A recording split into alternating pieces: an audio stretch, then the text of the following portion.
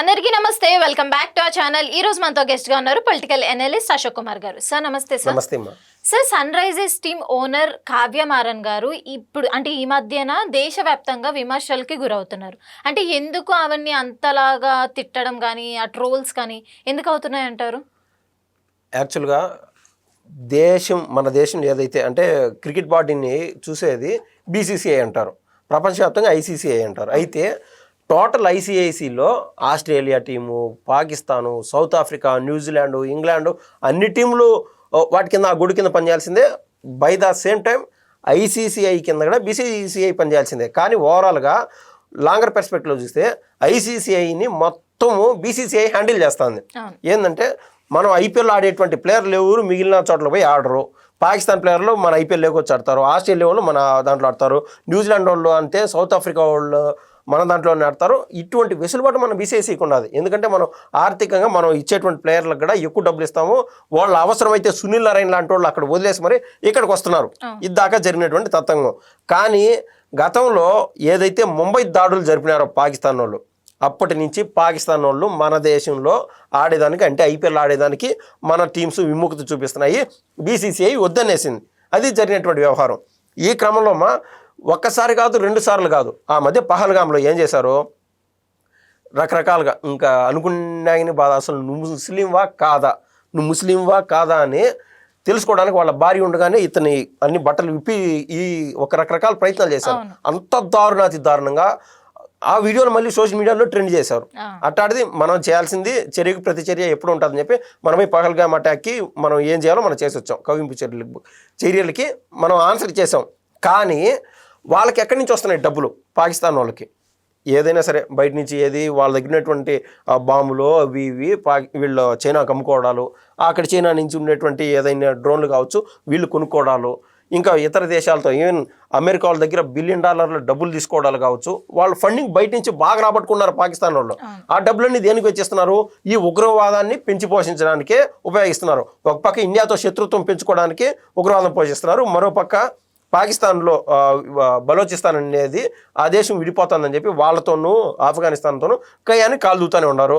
అంటే మొత్తం ప్రపంచవ్యాప్తంగా ఉగ్రవాదం ద్వారా వీళ్ళు భయపెట్టాలని చూస్తున్నారు. ఎట్లయితే ఇరాన్ ఒక సర్కిల్లో ఉండిపోతుందో, రేపు మా పాకిస్తాన్ కన్నా ఇటాటికన్నా వచ్చిందనుకోండి చైనా ఇన్వాల్వ్ అవుతుంది. తద్వారా చైనా వర్సెస్ ఇండియా కూడా పట్టచ్చు. ఇలాంటి ఎన్నో రకాలు జరగచ్చు. కానీ విషయం ఏంది, ఆల్రెడీ పాకిస్తాన్ గట్టిగా అప్పుల్లో ఉన్నది. ఒకవేళ చైనా సపోర్ట్ ఉన్నది, అమెరికా సపోర్ట్ ఉన్నది అంటే ఎన్ని లక్షలు అప్పులు ఇస్తారు, $1 బిలియన్ అప్పిస్తారు? అవకాశం లేదు కదా. ఇప్పుడు మీరు అడిగినటువంటిది అబ్రార్ అహ్మద్ అనేటువంటి వ్యక్తితో పాటు ఉస్మాన్ తారిక్ అనేటువంటి వ్యక్తిని వీళ్ళ టీంలో కొందాం అనుకున్నారు. ఇప్పుడు దాకా అబ్రార్ అహ్మద్ని కొన్నారు. ఇది ద 100 లీగ్ అనేటువంటి ఒక కాంపిటీషన్ జరుగుతుంది యూకే వేదికగా. ఇది ప్రతి సంవత్సరం జరుగుతుంది. ఈ క్రమంలో నేను స్టార్టింగ్లో నెట్టు ఇండియా వాళ్ళు ప్రపంచ క్రికెట్ రూల్ చేస్తున్నారు కదా. ఎక్కువటువంటి ఐపీఎల్ ఓనర్స్ ఎవరైతే మన భారతీయులు కావ్య మారన్ గారితో పాటు మిగిలినటువంటి వ్యవస్థాపకులు ఎవరైతే ఉన్నారో కలకత్తా నైట్ రైడర్స్ సంబంధించి వీళ్ళందరూ అక్కడ పోయి వేరే టీములు కొన్నారు. సన్ రైజర్స్ లీడ్స్ అనేటువంటి టీం కొనింది. బాగానే ఉన్నది. మన దేశానికి కూడా ఎంతో గర్వకారణం. మన వాళ్ళు బిజినెస్గా రోజుకి ఎదుగుతున్నారా అనుకోవడానికి కూడా.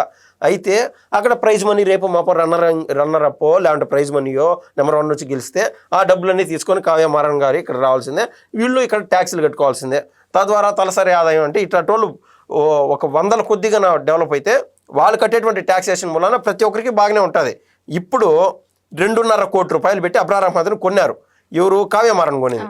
రేపు మా వాళ్ళు గెలుస్తారు, గెలిచరు, లేదా ఓడిపోతారు. కానీ $2.5 కోట్ల అబ్రార్ అహ్మద్ చేజిక్చుకున్నాడు కదా. అసలు ఆయన కొనాల్సినంత అంత పనే ఉండదు. అదే ప్లేస్ లో వేరే దేశానికి సంబంధించిన ప్లేయర్స్ అన్నా కొనొచ్చు కదా. పాకిస్తాన్ ప్లేయర్ ఎందుకు కొనాల్సి వచ్చింది మీరు? అంటే వేరే వాళ్ళు ఎవరు ఇలా మంచిగా ఆడరా అన్నట్టు చాలా విమర్శలు అనేవి వస్తున్నాయి ఇప్పుడు. ఒక టీంలో పెట్టుకోవాల్సింది 4 దాంట్లో అబ్రార్ అహ్మదే అంత మంచి ఆటగాడు, వాళ్ళతో పాటు ఉస్మాన్ తారిక్ అంత మంచి ఆటగాడు. అంటే ఎంతమంది మిస్టరీ స్పిన్నర్స్ ఉన్నారు. ఒకవేళ భారతదేశంలో కావచ్చు, బంగ్లాదేశ్లో కావచ్చు. అసలు ముస్తాఫిజుర్ రెహమాన్ అనేటువంటి వ్యక్తి ఒకనొక టైంలో ఒక సంచలనం. అలా లీగ్ దశలో ఆడేవాళ్ళని, ఒక సంచలనాత్మకంగా ఉండేవాళ్ళని వాళ్ళని తీసుకొచ్చి ఆడిపించుకోవచ్చు, లేదా ఎస్టాబ్లిష్డ్ పర్సన్స్ ఆడిపించుకోవచ్చు. లేదు అబ్రార్ అహ్మద్ పలానా వ్యక్తి కావాలంటే నువ్వు బిడ్డింగ్లో అతని వరకు ప్రెఫరెన్స్ పక్కన ఇచ్చేసి వేరే ప్లేయర్స్ ఉన్నారు కదా, ఎంతమందో మిస్టరీ స్పిన్నర్స్ ఉన్నారు, వాళ్ళని కొనడానికి ఉండేది. ఆ స్పిన్తో పాటు సూపర్గా ఆల్రౌండర్ బ్యాటింగ్ కూడా చేస్తారు. ఇప్పుడు అంత ఎందుకండి, మన దేశంలో కరణ్ శర్మ అనేటువంటి వ్యక్తి అంతకుముందు ఐపీఎల్లో కూడా రాజస్థాన్ రాయల్స్లో కూడా ఆడుతూ వచ్చినాడు. కరణ్ శర్మ కావచ్చు, కృణాల్ పాండ్యా కావచ్చు, అక్షర్ పటేల్ కావచ్చు, ఇలాంటి వాళ్ళు ఒక ఇండియాలోనే ఉన్నారా? ఒకవేళ అంత బాగా ఆడేవాళ్ళు ప్రపంచవ్యాప్తంగా ఎంతో కొంతమంది ఉంటారు కదా, పిక్ చేసుకోవచ్చు కదా. ఒక స్పిన్కి మాత్రమే తీసుకోవాలన్నా, ఆల్రౌండర్ కూడా కలిసేట్టుగా తీసుకోవచ్చు కదా. ఏదేమైనా సరే అది ఆవిడ వ్యక్తిగతం. కానీ ఏదైతే ఆయన డబ్బులు తీసుకెళ్తాడో తద్వారా మనం కూడా ఆ మ్యాచ్లు చూస్తూ ఉంటాం. ఒకవేళ క్రికెట్ ప్రేమికులు చూస్తూ ఉంటారు, అబ్రార్ అహ్మద్ ఏం ఆడాడరా అని చెప్పి. అంటే పాకిస్తాన్ పైన నీకు ఉండేటువంటి ఆ ఫీలింగ్ని వదిలేసుకొని పాకిస్తాన్తో మళ్ళీ ఫ్రెండ్షిప్లు చేసుకోవాలన్నా. రెండో పాయింట్, ఈ యొక్క కావ్య మారన్ ఎవరైతే ఉన్నారో ఆ డ్రెస్సింగ్ రూములు కావచ్చు, వాళ్ళ ప్రాక్టీస్ చేసేటువంటి ఆ టైంలో కావచ్చు, వేరే ఇండియా వాళ్ళు పలానా ఈనరా స్వామి వాళ్ళు అసలు అంటే మన ఆహార్య విషయాలు కావచ్చు, వాళ్ళు ట్రోల్ చేసుకుంటారేమో రేపు మాపో. వాళ్ళు మనం ట్రోల్ చేసుకోం, ఎందుకులే నాయన బురదలో రాయొచ్చు మన పైన పడతానని చెప్పి వాళ్ళ గురించి మనం పట్టించుకోం. మన గురించి వాళ్ళు పెద్దదిగా చూసి అక్కడ ట్రోల్ చేస్తారు. అట్టా మన దేశ కీర్తి ప్రతిష్టలు దెబ్బతీసేటువంటి ప్రక్రియ ఒక పక్క, దాంతోపాటు మనం ఇచ్చేటువంటి డబ్బులు వాళ్ళు తీసుకొని పోయి తలసరి ఆదాయం ఏదైతే అతనికి వస్తుందో డబ్బు 2,50,00,000, దాంట్లో 30-40 లక్షలు వాళ్ళు గవర్నమెంట్కి ఇచ్చుకుంటాడు, ఆటోమేటిక్గా డిఫాల్ట్గా పోయి ట్యాక్సేషన్ కడతాడు. తద్వారా మళ్ళీ వాళ్ళు అబ్బాములు వీటన్నిటికీ రెడీ చేసుకునేదానికి ఉంటాయి. అంటే మనం చూస్తాం, ఆ 30 లక్షలకు నువ్వు అనుభవములు తయారు చేసేస్తారంటే 30 లక్షలు అంటే ఎంత అండి? ఇట్టోళ్ళు 10 మంది బిజినెస్ మ్యాన్లు తగిలితే ఆ దేశం ఒక రేంజ్కి పోతుంది వాస్తవంగా. అంటే అది నూలుపోగు ఇదంతా పెనేస్తే ఒక పెద్ద తాడెట్టు అవుతుందో ఆ మాదిరి అయ్యేటువంటి అవకాశం ఉండదు. సో ఇటువంటిది మొక్క యొంగు అనేది మానే వంగునట్టు మొక్క దశలోనే వంచేయాలనేది నా భావన. అయితే ఇప్పుడు ఏంటంటే ఇదే టాపిక్ పైన 2 విధాలుగా మాట్లాడుతున్నారు బయట జనాలు. సెంటిమెంటల్గా లేదంటే ప్రొఫెషనల్గా. భారతదేశం గౌరవాల కన్నా నీకు క్రికెట్ ఎక్కువ ఇంపార్టెంటా, వెళ్ళి ఆయన్నే ఎందుకు నువ్వు పిక్ చేసుకోవాల్సి వచ్చింది, వేరే వాళ్ళని తీసుకోవచ్చు కదా అన్నట్టు, లేదంటే ఓకే ఆయనకు టాలెంట్ ఉంది కాబట్టి మీరు తీసుకున్నారు అని చెప్పి, అంటే ఒక్కొక్కరు ఒక్కొక్కలా మాట్లాడుతున్నారు. దీని గురించి మీరేమంటారు? నేను అదే చెప్పింది. ఇప్పుడు ఒక అబ్రార్ అహ్మద్ అనే కాదు, ఒక అన్ని దేశాల్లో అసలు న్యూజిలాండ్లో కూడా ఒక స్పిన్నర్లు ఉన్నారు, మిచెల్ సాంట్నర్ ఉన్నారు, ఎంతమందో ఉన్నారు. ఒక అబ్రార్ అహ్మద్కి నువ్వు ప్రిఫరెన్స్ ఇచ్చినప్పుడు ఇవన్నీ పక్కన పెట్టండి. అసలు మన శత్రువు ఒక 1/2 కిలోమీటర్ దూరంలో ఉన్నాడనే కూడా మనకు నచ్చదు ఒక్కనో టైంలో. అంటే ఆ శత్రుత్వం బట్టి ఉంటుంది. లేదా రేపు మాపో మనం వెళ్ళేటువంటి పెళ్లిలో మన పక్కన కూర్చొని పెడితే సరిగా తినడం సరిగా ఒక 2-3 నిమిషాలు తినేసి నామకి వస్తే తూతు మాత్రం ముగించుకొని వెళ్ళిపోతాం. అటువంటిది మన నుదుటున ఏదైతే బుల్లెట్లు పేల్చారో ఇది పహల్గామ్లో, అవి ఎట్ట మర్చిపోతారు? ఎంతది దేశం అంతా ఒక ఉపద్రవం లేక ఒక ఎమోషన్ అయిపోయింది.